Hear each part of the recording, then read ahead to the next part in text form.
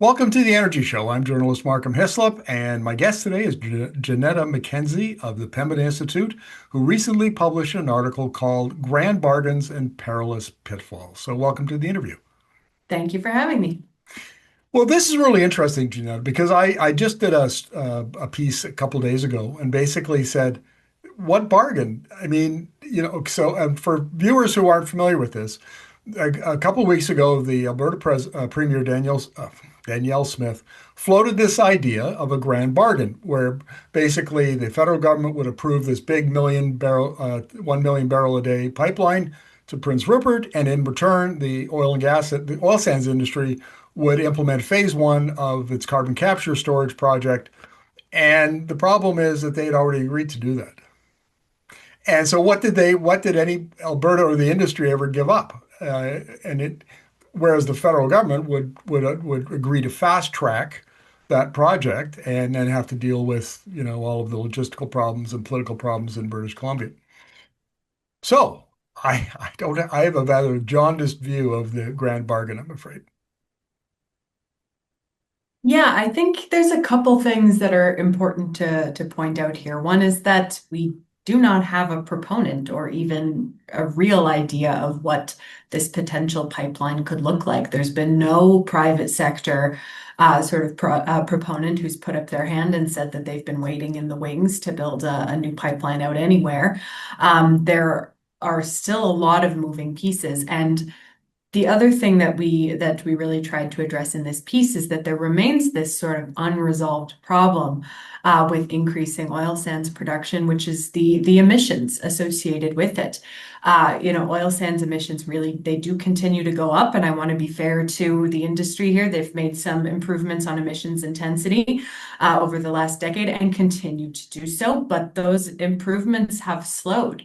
And we have not seen any movement on the proposed carbon capture project from the Pathways Alliance. Right? So with all of those pieces put together, what we have is sort of, in the event where a pipeline was a real proposal, which again it isn't, emissions would kind of skyrocket in the oil sands, even if this carbon capture project could get off the ground. The added emissions from added production would likely outstrip a lot of those emissions reduction gains. So that's sort of one issue that also persists, that hasn't really been solved by a lot of a lot of the discourse and a lot of the talk of the grand bargain. So those are two things I'd really want to highlight: is A, there's no details on what this project would look like. Right. And B, there's and subsequently no private sector firm has attached their name to it.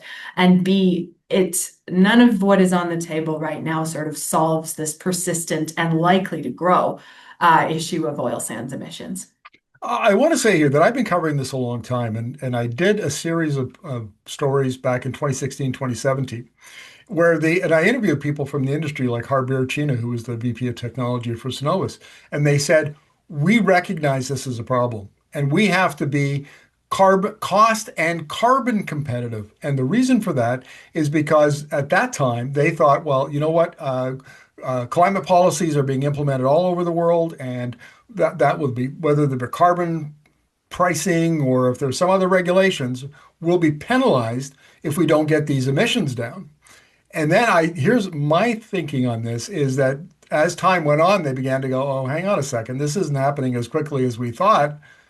Maybe we can relax a bit. We don't have to invest the amount of capital we had thought we were going to. And and I think that there's been some pushback, and that's why you've seen those oil sands emissions plateau. Yeah, well, and I think there's also two important aspects to that. First, on the carbon border adjustment mechanisms that we've seen pop up now in places like the European Union and the United Kingdom. So some of those international policies that really do get at the carbon intensity of imports are starting to be designed and starting to be implemented.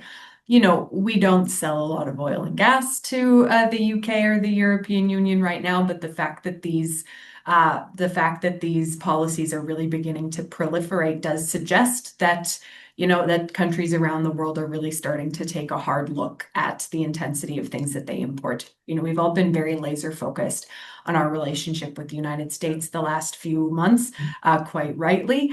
But there are a lot of other countries in the world, all of whom still have their eyes on their own climate targets and their own ambitions to deploy renewable energy, to improve their own energy security by doing so that they can be less dependent on fossil fuel imports. We've seen the European Union be very, very explicit about that. We've seen China invest a very significant amount in renewable power and electric vehicles to that end. Investment in renewable power and electrified transport continues to increase, and a lot of that is led by China. So I think it also just speaks to the potential stranded asset risk of really doubling down on oil and gas production. Doesn't mean there's not going to be, we're going to be producing oil and gas for quite some time, but there is this increased risk of stranded asset for new, big, expensive projects. We don't talk enough about risk, and we're on this all the time in energy media. Climate risk, stranded asset risk, competitiveness risk.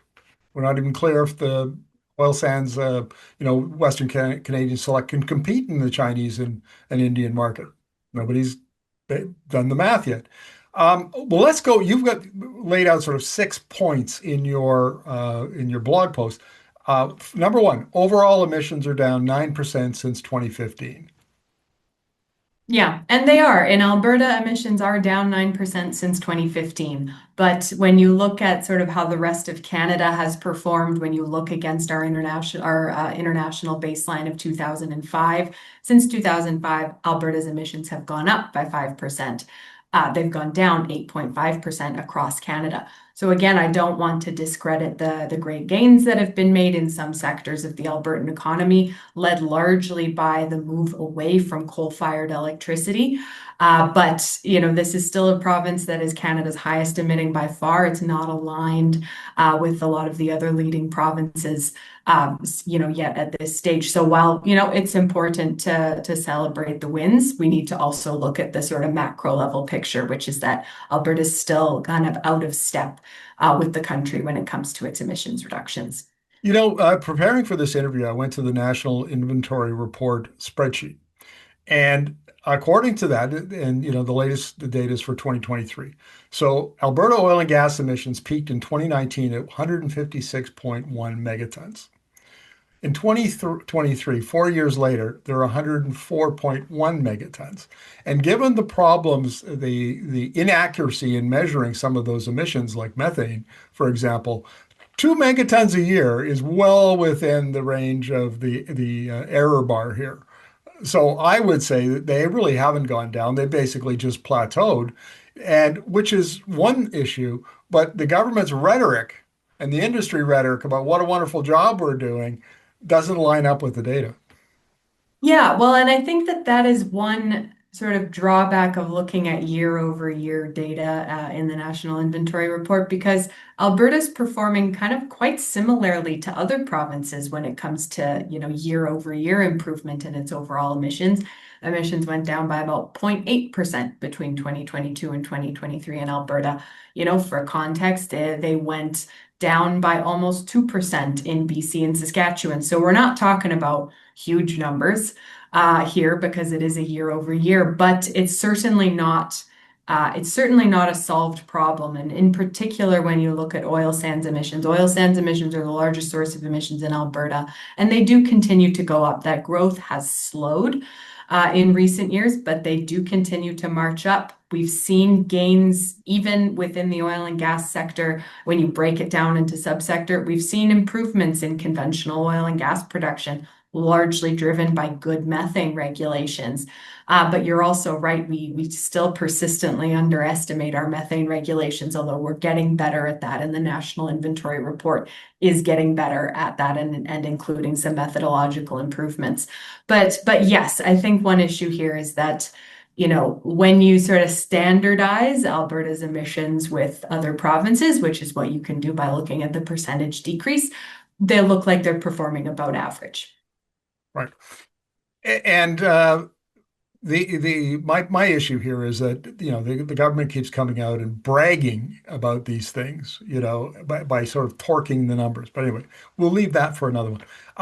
The third point here is that oil sands emissions continue to decline. And while that's and we they never make the distinction between oil sands emissions intensity per barrel, which is declining, has been declining since 2009, in fact, and absolute emissions for the sector, which have been climbing and haven't stopped. Exactly. And that's a really important distinction to make because yes, emissions intensity improvements are great. You would like to be producing fewer emissions per barrel for sure. But as long as those absolute emissions keep going up, we have not solved the issue of oil sands emissions in Alberta or in this country, which makes the concept of thinking about what a grand bargain could look like really, really challenging because we just simply haven't seen those absolute numbers level out or begin to come down. And that's ultimately what we need to happen to reach our climate targets, to truly be, considered a climate leader in this space, and to be competitive and stay apace with other countries that are doing the same. Let's talk about number four. Conventional oil and gas emissions are falling, and almost all of the gains here are from the methane emissions.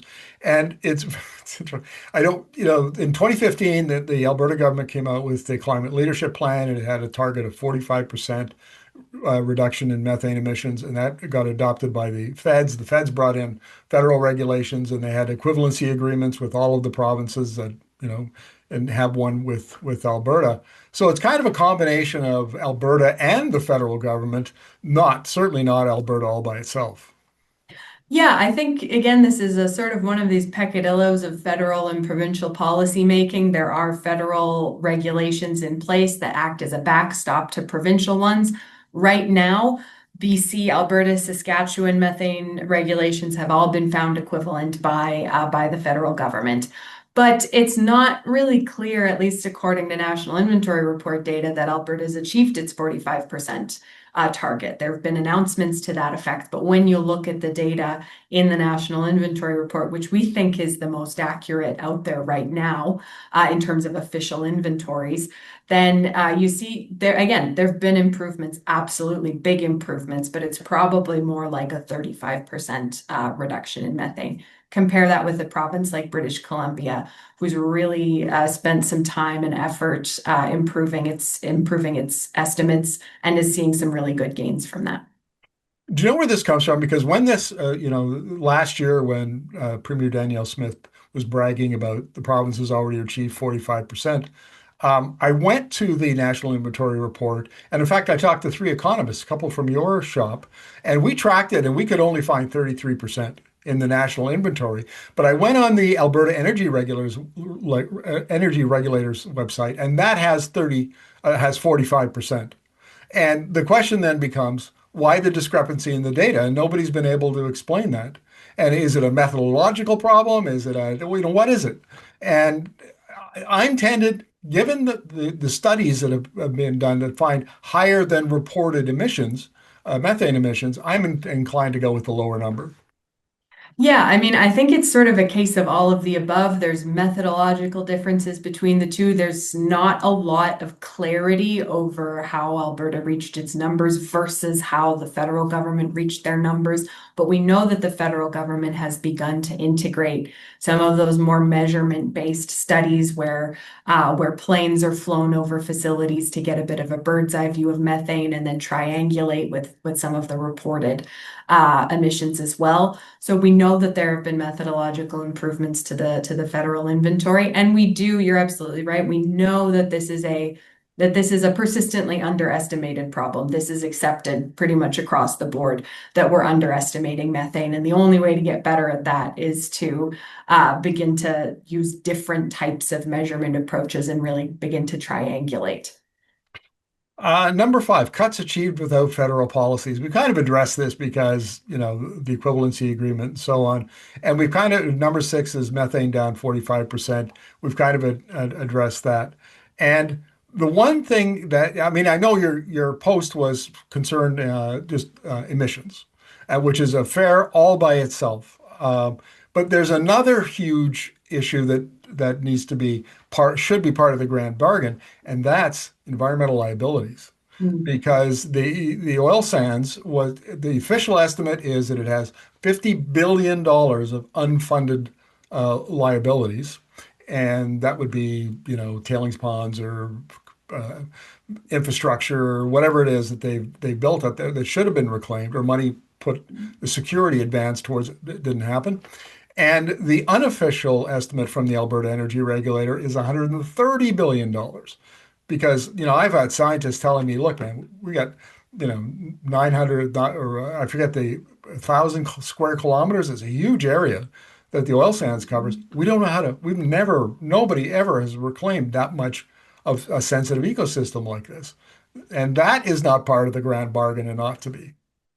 Yeah, these are also two very persistent issues. And one thing I'd also bring up about the sort of estimates of liabilities for cleaning up the oil sands, which you can see in the Mine Financial Security Program data, is that the estimates of those unfunded liabilities have gone up quite significantly just over the last 3 years. It's jumped from 30 billion to 47 to 57 billion, with very little explanation of why that number has changed and why it's changed to the extent that it has. And yes, there are unofficial estimates kind of flying around that are much higher, but even those official estimates have increased quite significantly just over the last few years, with not very much explanation as to why that's happening, what costs have been recalculated, et cetera. And yes, in particular, the reclamation of tailings ponds is an unsolved issue at this point. It is certainly, I think, top of a lot of people's minds, and there's been some innovative work in trying to deal with that problem, but these ponds are huge. There's not really a path to reclaiming them properly on time, and a lot of that is down to sort of technological issues that we still have a lot of unanswered questions about how to do that and do it really well and do it cost effectively. I agree. I've interviewed scientists like Dr. Heather Kaminsky at NATE, who, this is their field of research. And, she talks about how, yes, we made progress in these areas, but we do not have a solution yet. It's as simple as that. And this is, like 20, 30 years into the research the industry has been doing. Well, Janetta, so the point here, I guess, is I have three takeaways, and you tell me what you think of them. The first one is that the industry and Alberta really didn't come to the table, didn't have to contribute much other than what they had already contributed. If Carney accepts, the President Prime Minister Mark Carney accepts the grand bargain, Alberta benefits, the industry benefits, doesn't get much in return. Two, emissions, as you point out here, this is a huge issue, not much progress. And then environmental liabilities, that's number three. And you take all of it, and it's, my goodness. This is a moment in time when Canada has an opportunity to make the industry focus on cleaning up its act. We have leverage. And I don't know, what do you think? Will there be any attempt to do that? Yeah, I mean, I think there's sort of two other takeaways, I'd say. One of which is, looking at sort of this grand bargain, looking at what's on the table. It's obvious there are some persistent issues here. Some of them are solvable through, the tightening or adjusting of the industrial carbon price. That's going to be really important and something that the federal government has indicated as a priority. So how that shakes out over the next year or so is going to be really important when we look at sort of emissions trajectories in Alberta, because that's something that really incentivizes investment in innovating in emissions reductions in oil and gas. Also, finalizing the federal methane regulations, the next stage of them is going to be really key. But the other takeaway is, as you kind of alluded to, Markham, is there's lots on the table when it comes to nation building. We don't have a lot of details over, like, official details on what this grand bargain could look like in reality. There's no proponent for this potential pipeline. There's a lot of emissions associated with a vast increase in production that we don't really have a solution for. And there's a lot of other options out there on the table, which maybe have a lower stranded asset risk, have more benefits to Canadians, have more established Indigenous consultation. So when we're thinking about nation building projects, we should remember we have a lot of options. This is topic is going to be talked about a lot more in the coming months, Janetta, and I think you've made an important contribution here by pointing out that there are issues that need to be included in the grand bargain. So good on you. It's good work. Thank you very much for doing the interview. Thank you, Markham.